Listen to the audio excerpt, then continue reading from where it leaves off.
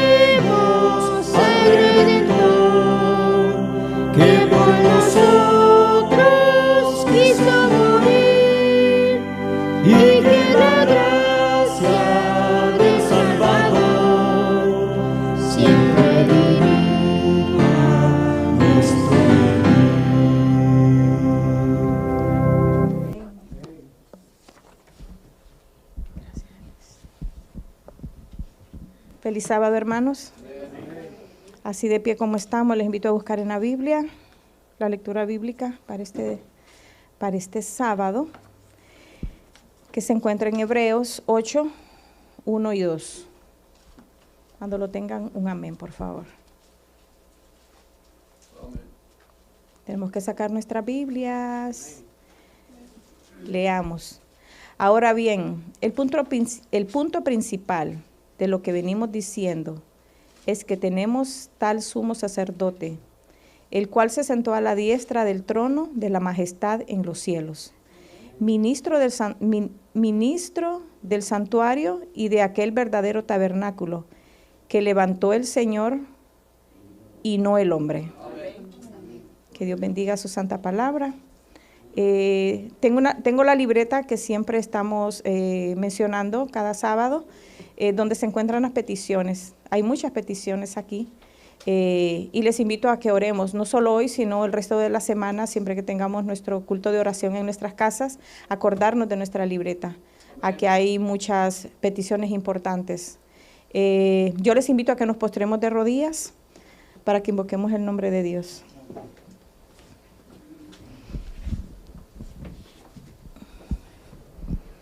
Oremos.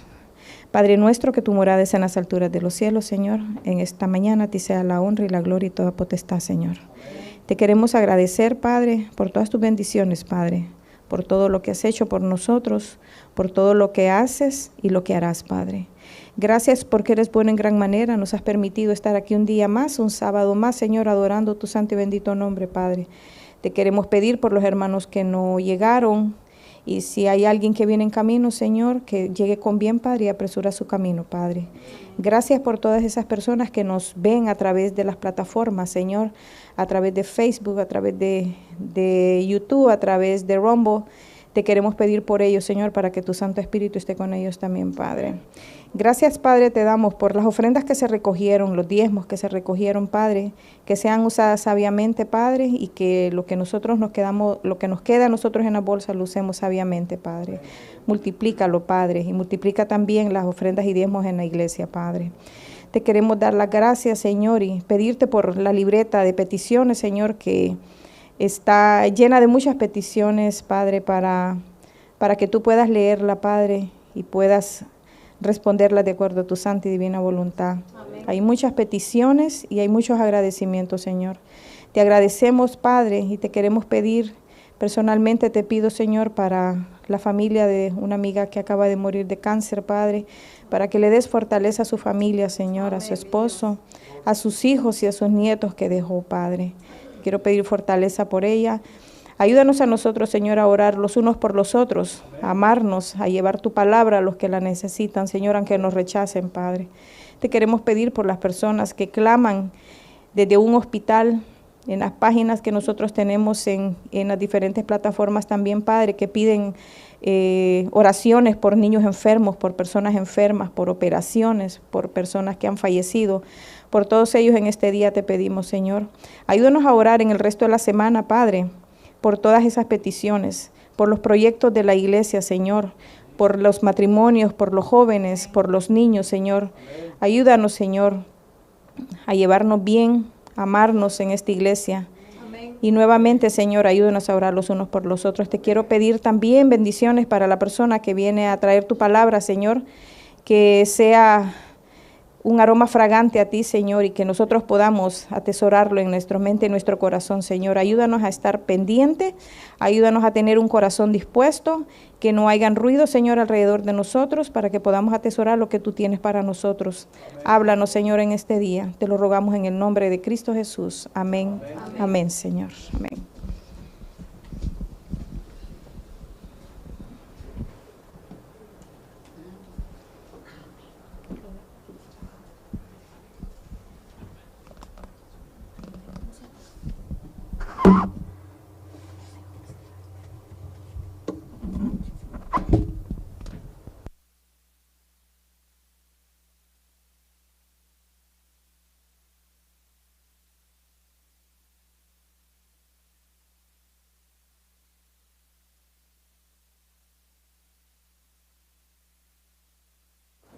Feliz sábado. ¿Ahora sí me escuchan? Amén. Sean todos bienvenidos a la casa de Dios. Un placer estar aquí con cada uno de ustedes.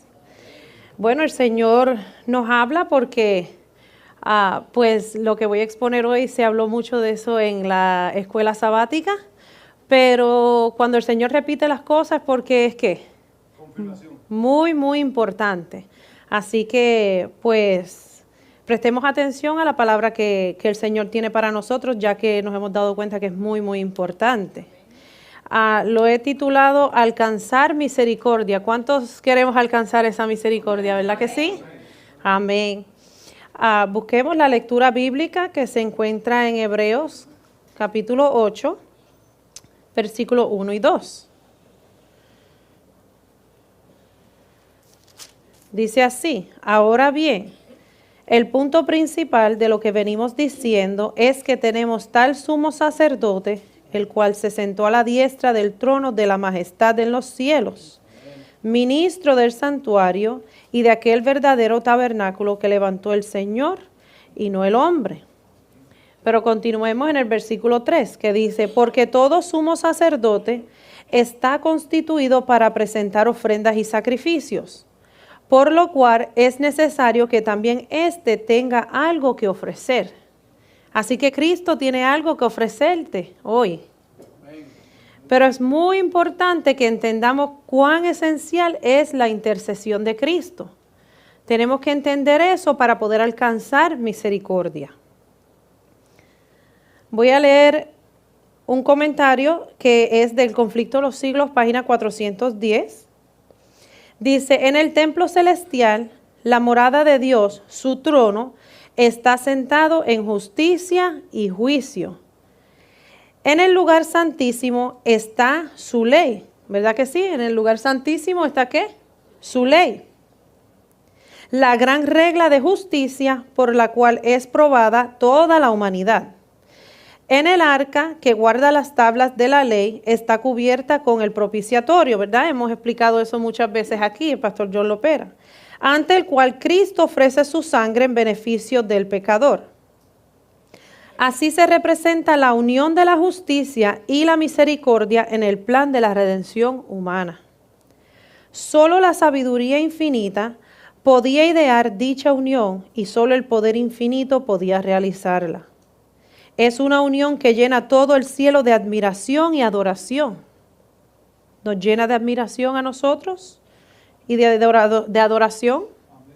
Los querubines del santuario terrenal, que miraban reverentemente hacia el propiciatorio, representaban el interés con el cual las huestes celestiales contemplan la obra de la redención.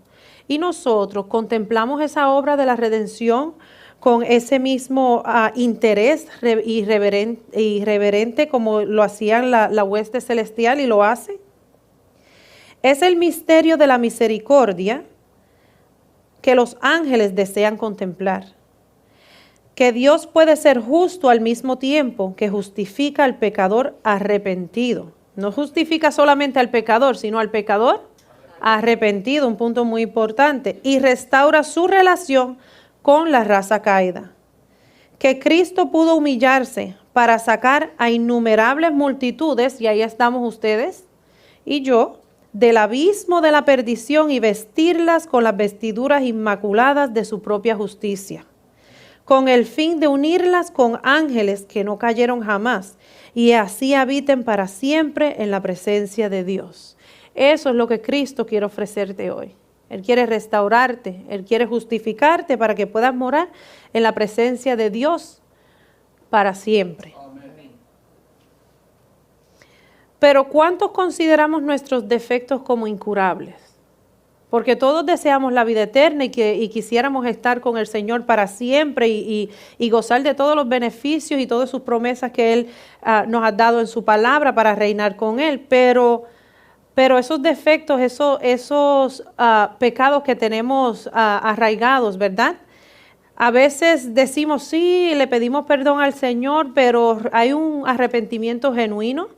¿Realmente confiamos en Cristo que Él puede ayudarnos a vencer esos defectos?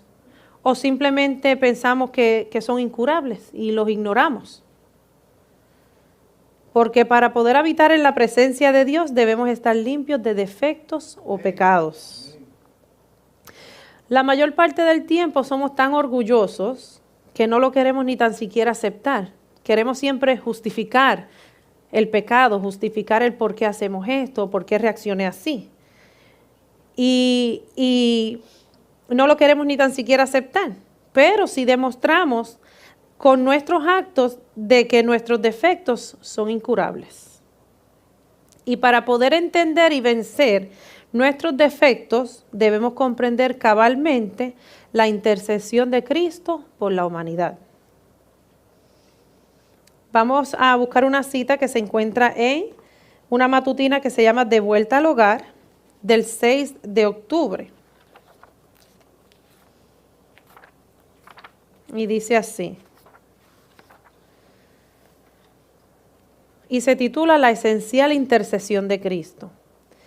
La intercesión de Cristo en favor de la humanidad en el santuario celestial es tan esencial para el plan de la salvación como lo fue su muerte en la cruz. Con su muerte dio inicio a aquella obra para cuya conclusión ascendió al cielo después de su resurrección. Por la fe debemos entrar velo adentro, no quedarnos como se ha mencionado aquí muchas veces, en el atrio o tal vez aún más afuera en el campamento, sino dice que por la fe debemos entrar velo adentro, donde Jesús entró por nosotros como precursor. Allí se refleja la luz de la cruz del Calvario. ¿Dónde? En el lugar santísimo, que fue donde entró Cristo Jesús, ¿verdad que sí? Pero si estamos en el atrio o aún en el campamento afuera, ¿nos puede reflejar esa luz de Cristo? No. Debemos de entonces hacer los cambios necesarios para poder entrar con el velo adentro y allí se refleje la luz de la cruz del Calvario. Y allí podemos obtener una comprensión más clara de los misterios de la redención. La salvación del ser humano se cumple a un precio infinito para el cielo. El sacrificio hecho corresponde a las más amplias exigencias de la ley de Dios quebrantada. Así que no solamente Cristo se sacrificó por nosotros, pero ese sacrificio exige que la ley de Dios, que no sea quebrantada, exige una obediencia a la ley de Dios. Jesús abrió el camino que lleva al trono del Padre. Y por su mediación pueden ser presentados ante Dios los deseos sinceros de todos los que a Él se allegan con fe. Porque, ¿qué dijo Jesús? Que Él fue a preparar morada para que donde Él esté, nosotros también estemos. Y Él está en la presencia del Dios Padre y Él quiere que nosotros estemos ahí. Pero no podemos abandonar a Cristo, porque sin Cristo no podemos llegar al Padre.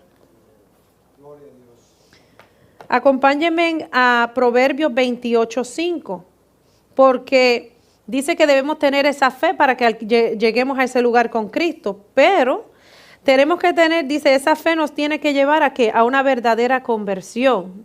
No podemos profesar tener fe y no hagan cambio en nuestras vidas. Vamos a ver qué nos dice Proverbios, capítulo 28, versículo 5.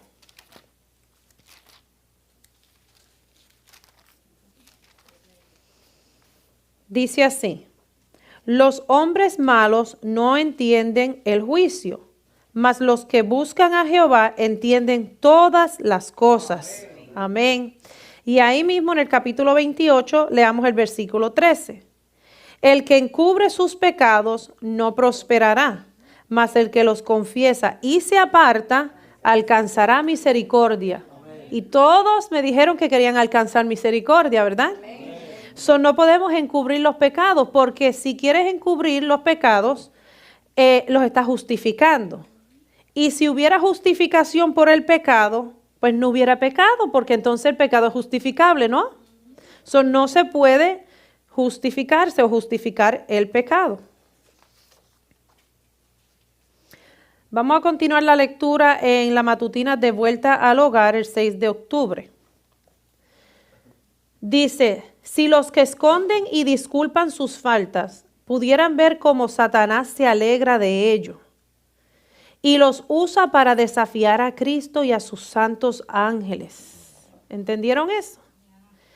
O sea, si tratas de justificarte o esconder o disculpar sus faltas, sus pecados, pudieran ver cómo Satanás se alegra de eso.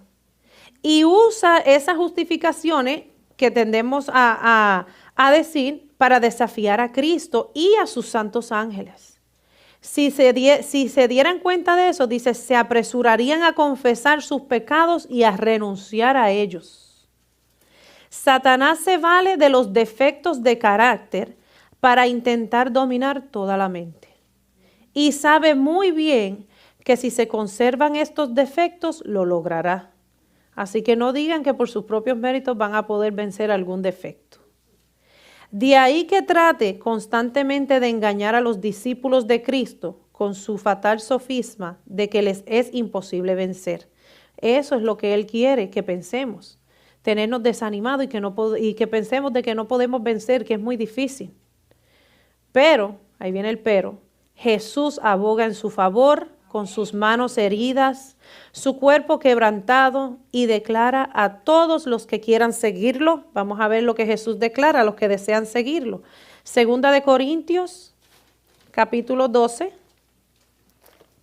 versículo 9. Vamos a ver qué Jesús le declara.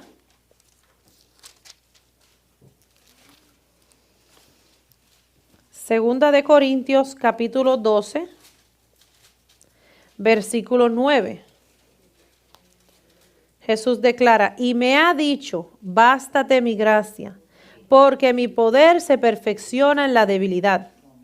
Por tanto, de buena gana me gloriaré más bien en mis debilidades, para que repose sobre mí el poder de Cristo. Amén. Tenemos que confiar y tener fe en Cristo Jesús para poder vencer, para que, ¿qué? Para que repose sobre nosotros el poder de Cristo. También lo confirma Mateo capítulo 11, acompáñenme. Mateo capítulo 11. Y vamos a leer el versículo 29 y 30. Dice así la palabra de Dios. Llevad mi yugo sobre vosotros y aprended de mí, que soy manso y humilde de corazón, y hallaréis descanso para vuestras almas, porque mi yugo es fácil y ligera mi carga. Cuando tratamos de hacerlo por nosotros mismos, es bien difícil, lo hacemos aún más difícil de lo que realmente tiene que ser.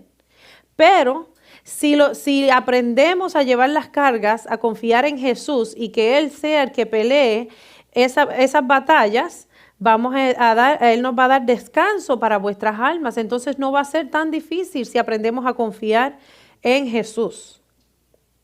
El deseado de todas las gentes, en la página 297, dice: el amor a sí mismo es lo que trae inquietud. ¿Por qué? Porque está el yo. Cuando hayamos nacido de lo alto, habrá en nosotros el mismo sentir que hubo en Jesús. El sentir que lo indujo a humillarse a fin de que pudiésemos ser salvos. Así que tenemos que aprender a nacer de lo alto, nacer de nuevo, pero de lo alto. No seguir la misma vida que teníamos antes. Pero no nos entregamos totalmente a Cristo porque le huimos a esas consecuencias que una entrega tal o total en Cristo puede significar. El conflicto de los siglos abunda un poco más en eso en el capítulo 28. También se ha mencionado mucho aquí antes, el versículo 28 y 29, les recomiendo que cuando tengan tiempo lo lean completamente. Pero vamos a estar leyendo del capítulo 28, la página 514 y 515. Y se titula La verdadera conversión es esencial. Donde quiera que la palabra de Dios se predicara con fidelidad, los resultados atestiguaban su divino origen. Y si estamos aquí es porque sabemos que la palabra de Dios está siendo predicada, ¿verdad? Confiamos de que Dios es el que nos está hablando, ¿verdad? Dice: el Espíritu de Dios acompañaba el mensaje de sus siervos y su palabra tenía poder. Los pecadores sentían despertarse sus conciencias. La luz que alumbra a todo hombre que viene a este mundo iluminaba los lugares más recónditos de sus almas, y las ocultas obras de las tinieblas eran puestas de manifiesto. Una profunda convicción se apoderaba de sus espíritus y corazones. Debemos permitir que el Espíritu Santo haga eso en nuestras vidas. Y donde quiera que se esté exponiendo la palabra de Dios. Eran redarguidos de pecado, de justicia y del juicio por venir. Tenían conciencia de la justicia de Dios y temían tener que comparecer con sus culpas e impurezas ante aquel que escudriña los corazones. Y hablamos de esos dos puntos en la escuela sabática, ¿verdad? De justicia y de temor. Y ellos temían ¿qué? Que comparecer con sus culpas e impurezas ante aquel, o sea, ante Cristo, que escudriña los corazones. En su angustia clamaban: ¿quién me libertará de este cuerpo de muerte?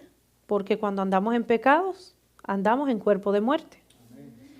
Al serles reveladas la cruz del Calvario, indicio del sacrificio infinito exigido por los pecados de los hombres, veían que solo los méritos de Cristo bastaban para expiar sus transgresiones. ¿Lo creen ustedes? Eran lo único que podían reconciliar al hombre con Dios. Con fe y humildad aceptaban al Cordero de Dios que quita los pecados del mundo. Pero así es como nosotros, es como se acepta a Cristo, como Él requiere, no solamente de labios nada más, sino que nos lleve a hacer cambio en nuestras vidas, reconocer nuestras faltas, que nos lleve a un verdadero arrepentimiento. Por la sangre de Jesús alcanzaban la remisión de los pecados cometidos anteriormente. Así que debemos ¿de qué? De hacerle caso al Espíritu Santo, dejar que Él nos ¿qué? Nos redarguya de pecado, de justicia y del juicio por venir, que está mucho más cerca de lo que creemos. Estos creyentes hacían frutos dignos de su arrepentimiento. O sea, no solamente escuchamos la palabra y nos vamos y el resto de la semana nos olvidamos. No, debemos escucharla, guardarla en nuestras mentes, en nuestros corazones, pero sobre todo que nos lleve a hacer esos cambios diariamente. Dice que hacían frutos dignos de su arrepentimiento. O sea, un arrepentimiento que se vea en tus frutos. Creían y eran bautizados y se levantaban para andar en novedad de vida, en una nueva vida, conforme a nuevas criaturas en Cristo Jesús. No para vivir conforme a sus antiguas concupiscencias, no para seguir la misma vida, no, sino por la fe en el Hijo de Dios, para seguir sus pisadas, para reflejar su carácter y para purificarse a sí mismos, así como Él es puro. Amaban lo que antes aborrecían y aborrecían lo que antes amaban. Los orgullosos y tercos se volvían mansos y humildes. ¿Y qué leímos? ¿Quién era manso y humilde? Jesús. Cristo Jesús. Mansos y humildes de corazón. Los vanidosos y arrogantes se volvían serios y discretos. Los profanos se volvían piadosos. Los borrachos sobrios y los corrompidos puros. Eso es lo que el Señor quiere que seamos. Puros, como Él es puro. Las vanas costumbres del mundo eran puestas a un lado. Ya ellos no veían el mundo. Ellos veían a Cristo Jesús. Los cristianos no buscaban el adorno exterior. Que vamos a buscarlo en Primera de Pedro, capítulo 3.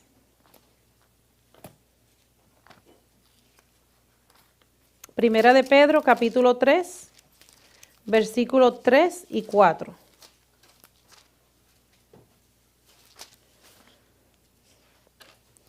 Vuestro atavío no sea el externo, de peinados ostentosos, de adornos de oro o de vestidos lujosos. ¿Y qué nos trae solamente? Al mundo, como vive el mundo, ¿verdad? Pero el versículo 4 dice, sino el interno, el de corazón, en el incorruptible ornato de un espíritu afable y apacible, que es de gran estima delante de Dios. Ese versículo 4, ese ornato es el que tenemos que tener para poder entrar velo adentro con Cristo Jesús y presentarnos cara a cara delante del Dios Padre.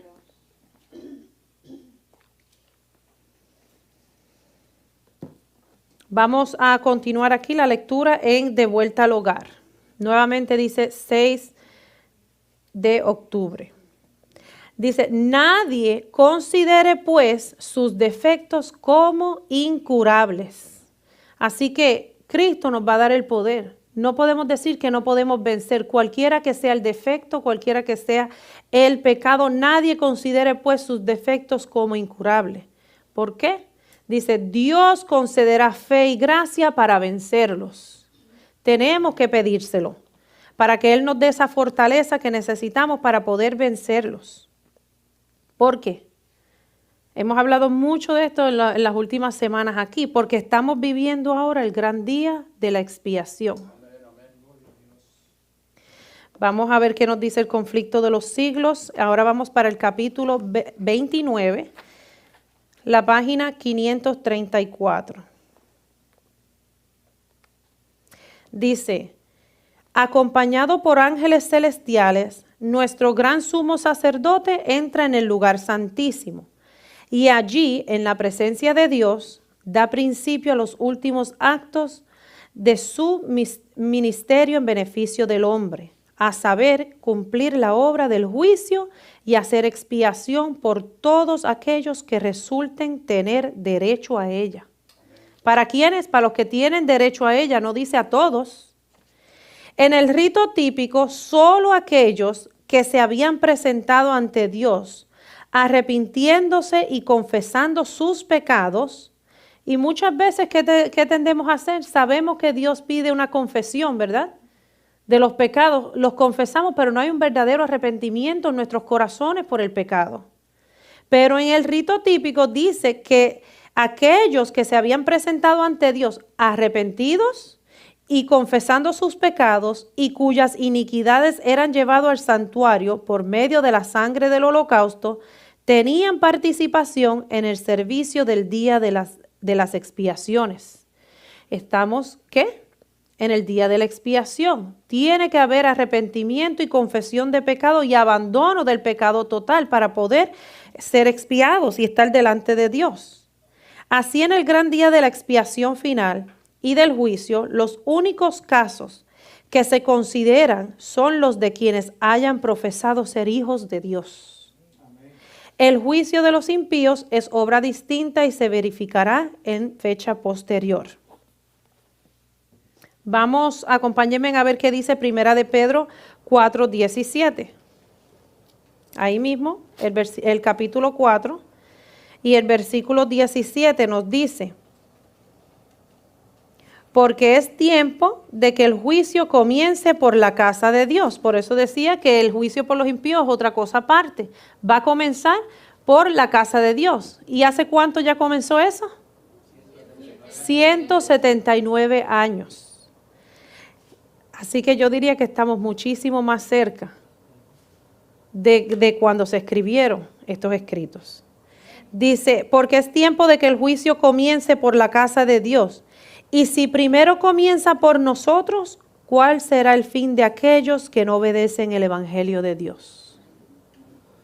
¿Cuál será el fin de ellos? Lo dice la palabra de Dios. Eso nos debe de animar a abandonar todo pecado. ¿Cuál será el fin de los que no obedecen el evangelio de Dios? Leamos el versículo 18 y 19 del capítulo 4 de Primera de Pedro. Dice, y si el justo con dificultad se salva, ¿en dónde aparecerá el impío y el pecador? De modo que los que padecen según la voluntad de Dios, encomienden sus almas al fiel Creador y hagan el bien. Dios mismo nos aconseja en su palabra, porque si el justo con dificultad se salva, debemos encomendar nuestras almas al fiel Creador y hagamos el bien. No hay nada en este mundo que valga la pena perder la vida eterna. Hay 3 registros muy, muy importantes en el cielo, que a veces los pasamos por alto, ¿verdad? El primero es, díganme uno. El libro de la vida. El libro de la vida. Vamos a Apocalipsis 20:12. Apocalipsis capítulo 20, versículo 12. 12.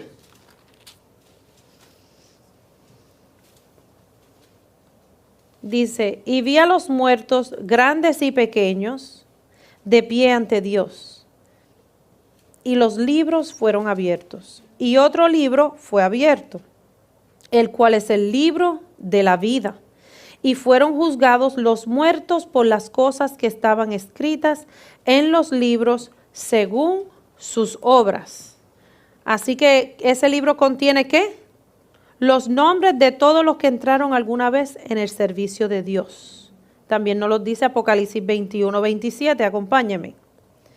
El próximo capítulo 21 y el versículo 27. Dice,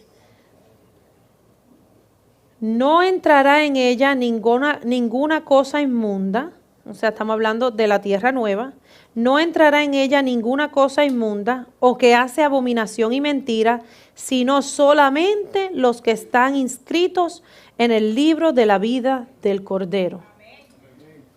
Traigo a colación estos registros porque a veces se nos olvida, aun cuando estamos solos, de que todo está siendo anotado.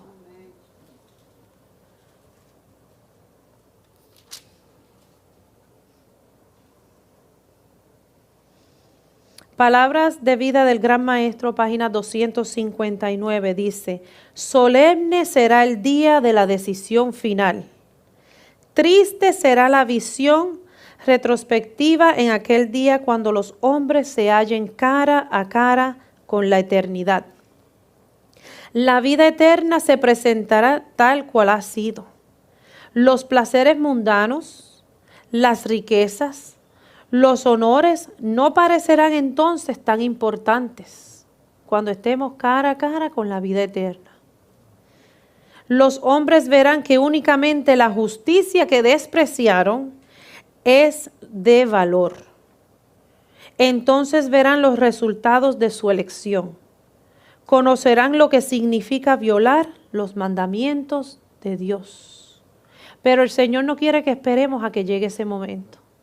Él nos habla hoy para que podamos hacer los cambios necesarios, para que abandonemos todos los defectos de carácter que tengamos, para no estar en ese grupo, sino que nos encontremos gozosos cuando estemos frente y cara a cara a la vida eterna. Número 2, hay otro libro. ¿Cuál es el otro libro? El libro de memoria. Acompáñenme a Malaquías 3:16. Malaquías capítulo 3, versículo 16.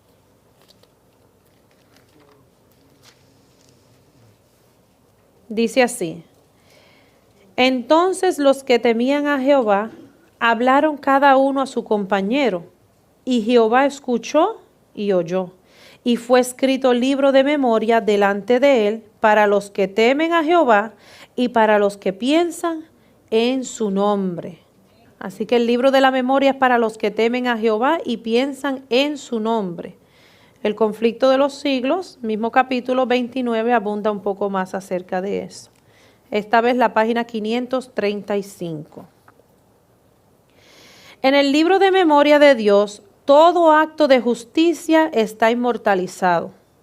Toda tentación resistida, todo pecado vencido, toda palabra de tierna compasión están fielmente consignados y apuntados también todo acto de sacrificio, todo padecimiento y todo pesar sufrido por causa de Cristo. Así que no se crean que porque es difícil o porque a veces tenemos que sacrificarnos, Dios no lo toma en cuenta. Él sí lo toma en cuenta. Está todo anotado ¿en qué libro? En el libro de memoria. Así que tenemos ese registro de memoria donde todo es anotado y todos los actos que tengamos que sacrificarnos por Cristo están ahí notados y vamos a ser recompensados también por eso, si nos hemos arrepentido de todos los pecados. Pero hay otro registro, habla de un registro adicional. Vamos a Eclesiastés capítulo 12, versículo 14. El libro de Eclesiastés está antes de Cantares, porque a mí siempre se me hace difícil encontrar ese libro. Capítulo 12, versículo 14. Dice así: Porque Dios traerá toda obra a juicio juntamente con toda cosa encubierta, sea buena o sea mala. Ahí está el registro de todo. Está el de la vida, donde van a estar los nombres de los que sean hallados fieles, el libro de la memoria, que es donde todo acto bueno, todo sacrificio va a ser anotado, pero el registro adicional, ahí va a estar anotado todo, sea bueno o sea malo, completo. Si seguimos el capítulo 29 del conflicto de los siglos, la misma página 535 y 536. Dice, hay además un registro en el cual figuran los pecados de los hombres. Pues que Dios traerá toda obra a juicio juntamente con toda cosa encubierta, sea buena o sea mala. De toda palabra ociosa que hablaron los hombres darán cuenta en el día del juicio. Aún de las palabras que pensamos que no tienen ni sentido. Dice el Salvador, por tus palabras serás justificado y por tus palabras serás condenado. Mateo 12, 36 y 37. Los propósitos y motivos secretos aparecerán en el registro infalible, pues Dios sacará a luz las obras encubiertas de las tinieblas y pondrá de manifiesto los propósitos de los corazones. Aquí ni aún las palabras que salen, sino los pensamientos y aún el propósito que tuviste. Eso está en 1 Corintios 4:5. He aquí que esto está escrito delante de mí. Vuestras iniquidades y las iniquidades de vuestros padres juntamente, dice Jehová. Isaías 65, 6 y 7. Así que en ese registro adicional va a estar anotado todo. La obra de cada uno pasa bajo la mirada de Dios y es registrada e imputada ya como señal de fidelidad o de infidelidad. Porque a veces nos olvidamos que hay un ángel anotador con nosotros las 24 horas del día, los 7 días de la semana. Aún dice la pluma inspirada que aún las facciones de nuestra cara que hacemos son anotadas. Frente a cada nombre en los libros del cielo aparecen con terrible exactitud, y dice terrible porque a veces ni nos damos cuenta ni las intenciones con las que decimos las cosas, pero Dios escudriña el corazón y sabe las intenciones.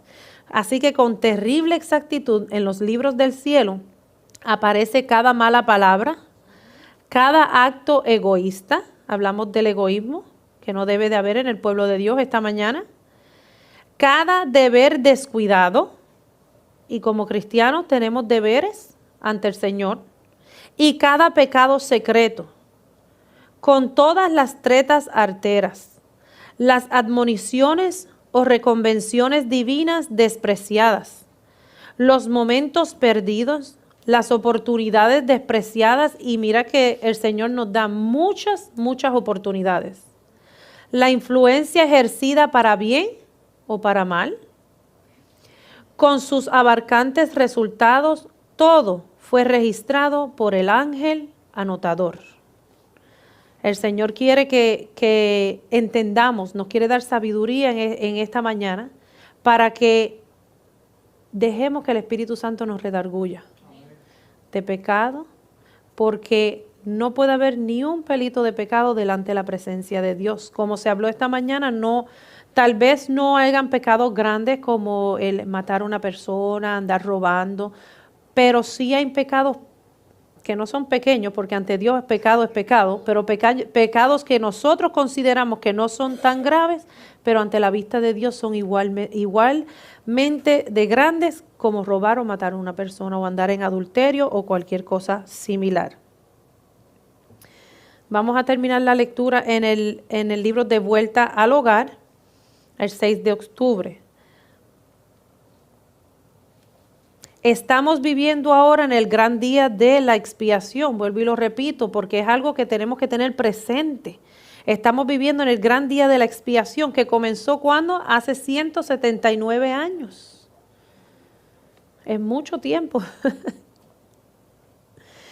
Dice, cuando en el servicio simbólico el sumo sacerdote hacía la propiciación por Israel, todos debían afligir sus almas, arrepintiéndose de sus pecados y humillándose ante el Señor. ¿Estamos haciendo eso nosotros? Porque estamos en el día de la expiación.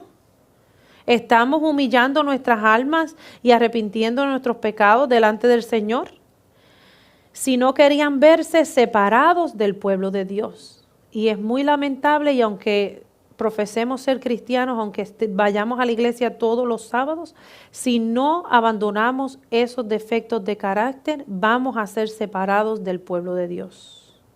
De la misma manera, todos los que desean que sus nombres sean conservados en el libro de la vida, deben ahora, en los pocos días que les quedan de este tiempo de gracia, afligir sus almas ante Dios con verdadero arrepentimiento y dolor por sus pecados.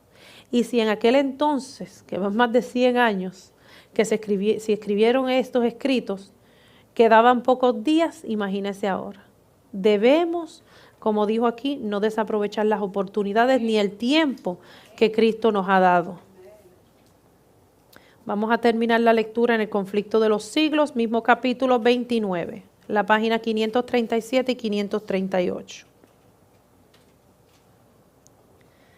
A todos los que se hayan arrepentido verdaderamente de su pecado y que hayan aceptado con fe la sangre de Cristo como su sacrificio expiatorio, se les ha inscrito el perdón frente a sus nombres en los libros del cielo. Yo quiero que el mío esté ahí y el de cada uno de ustedes. Como llegaron a ser partícipes de la justicia de Cristo y su carácter está en armonía con la ley de Dios, dos puntos importantes que necesitan tener para estar inscritos en el libro. Dice que llegaron a ser partícipes de la justicia de Cristo y su carácter está en armonía con la ley de Dios. Sus pecados serán borrados y ellos mismos serán juzgados dignos de la vida eterna. Amén. El Señor declara por el profeta Isaías, yo soy aquel que borro tus transgresiones a causa de mí mismo y no me acordaré más de tus pecados. Así que si el Señor nos ofrece eso, pidámosle que haya un verdadero arrepentimiento en nuestros corazones, un verdadero abandono de toda desobediencia por su ley.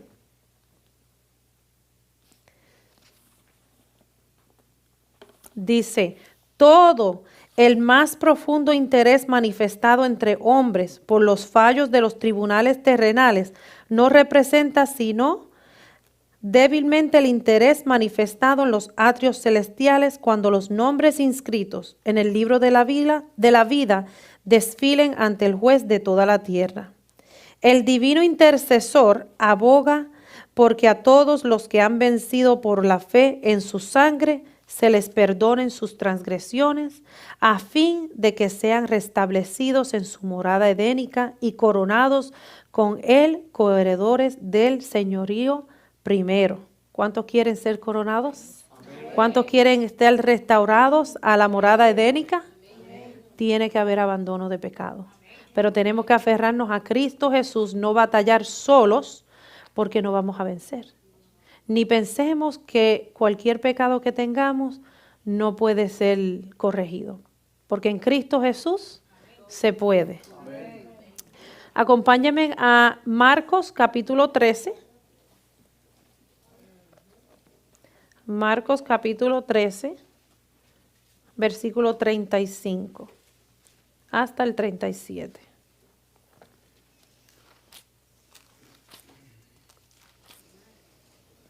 Marcos capítulo 13 y vamos a estar leyendo el versículo 35 hasta el 37. Dice, velad pues porque no sabéis cuándo vendrá el Señor de la casa, si al anochecer o a la medianoche o al canto del gallo o a la mañana, para que cuando venga de repente no os halle durmiendo. Eso es lo que el Señor quiere, que estemos despiertos y vigilantes. Y lo que a vosotros digo, a todos los digo, velad, nuevamente, velad. No podemos abandonar a Cristo, ni podemos abandonar lo que hacemos a diario vivir, porque el enemigo no descansa y va a buscar la manera de hacernos caer. Así que el Señor nos aconseja que velemos. Busquemos Apocalipsis 22 a ver qué nos dice el Señor.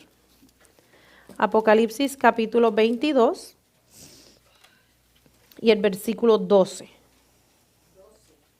Sí, 1-2. Capítulo 22, versículo 12. El Señor dice, he aquí yo vengo pronto y mi galardón conmigo para recompensar a cada uno según sea su obra. O sea, no los va a recompensar a todos porque simple y sencillamente dijeron yo creo en ti, sino según sus obras. Y lo leímos esta mañana, pero busquemos Apocalipsis capítulo 3, versículo 5. Dice así, el que venciere será vestido de vestiduras blancas, y no borraré su nombre del libro de la vida, y confesaré su nombre delante de mi Padre y delante de sus ángeles. Amén. Eso es lo que quiere el Señor Jesús con cada uno de nosotros. Es lo que Él quiere ofrecerte hoy. Pero está de nosotros si nos dejamos ser guiados por el Espíritu Santo y ir por la vida de manos de Cristo Jesús. Amén. Voy a leer un comentario para ir terminando.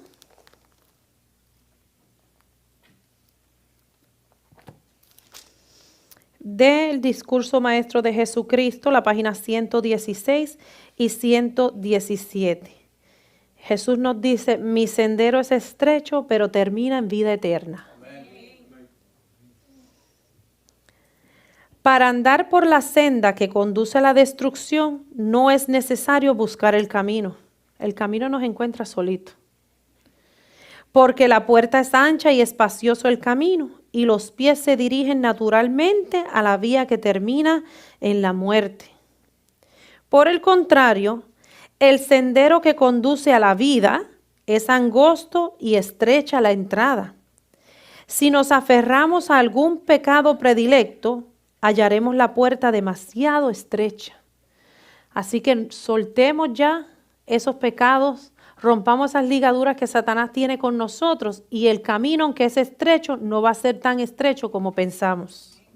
Si deseamos continuar en el camino de Cristo, debemos renunciar a nuestros propios caminos, nuestra propia voluntad y a nuestros malos hábitos y prácticas. Eso hay que ya romperlo. Debemos tener una nueva vida en Cristo Jesús. El que quiere servir a Cristo no puede seguir las opiniones ni las normas del mundo, que por lo contrario el mundo nos hace creer que hay que vivir por las normas del mundo y las opiniones de los demás. Pero Cristo nos dice que no podemos seguir esas opiniones ni las normas del mundo. La senda del cielo es demasiado estrecha para que por ella desfilen pomposamente la jerarquía y las riquezas. Demasiado angosto para el juego de la ambición egoísta. Demasiado empinada y áspera para el ascenso de los amantes del ocio. A Cristo le tocó la labor, la paciencia, la abnegación, el reproche, la pobreza y la oposición de los pecadores. Todo eso le tocó a Cristo, y el que no padezca juntamente con Cristo no tiene derecho a la vida eterna. Lo mismo debe tocarnos a nosotros, si alguna vez hemos de entrar en el paraíso de Dios. Así que Jesús nos dice, mi sendero es estrecho, pero termina en vida eterna. Que Dios los bendiga en esta mañana, que el Señor nos ayude, que nos dé fortaleza para poder vencer, porque el sacrificio que Él hizo no es en vano. Pero Él pide que haya una parte que nosotros tenemos que hacer. Así que confiemos en Él, luchemos como mismo luchamos por cualquier cosa o motivo terrenal, luchemos con Cristo. El que lucha con Cristo sale vencedor siempre. Vamos a entonar el himno 323, un himno precioso, puestos de pie antes de orar para terminar.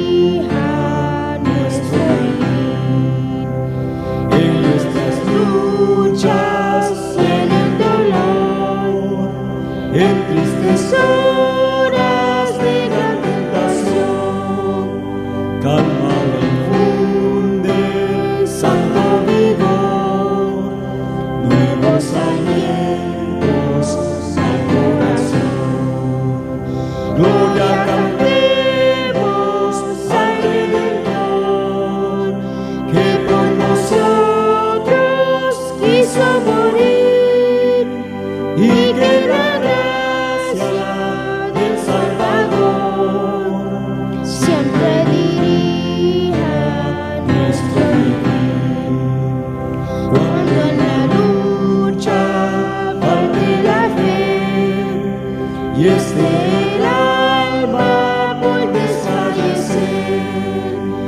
Cristo nos dice, siempre os daré gracia divina, santo poder.